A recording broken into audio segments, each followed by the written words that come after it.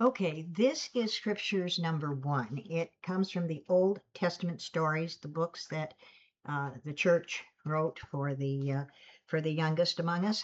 We suggest this course for 2 to 5 year olds, and the reason for that is because we want you to use it partly in the English program as a decoding exercise.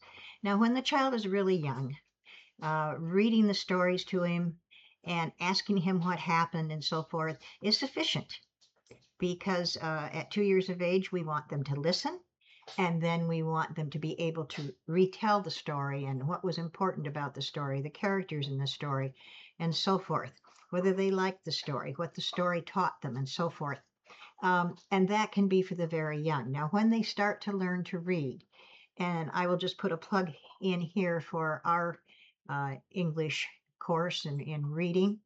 Um, I learned several years ago that children can learn to read a lot faster and a lot better if we just use plain, real, literal phonics. And so that's what we do. I helped to test this out on some of our grandchildren, great grandchildren, and I found we have great grandchildren reading at age 3. So it is possible. And when they do start to learn the sounds of the letters and the sounds of 2 or 3 letters put together, then let them read and decode what they can out of these books. Okay. And they will progress and learn very, very quickly and it will help them.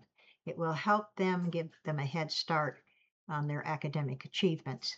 So that's important. Now, in using this book, if you're using the Come Follow Me program in your home, and I hope you are, you will find that this book is referenced.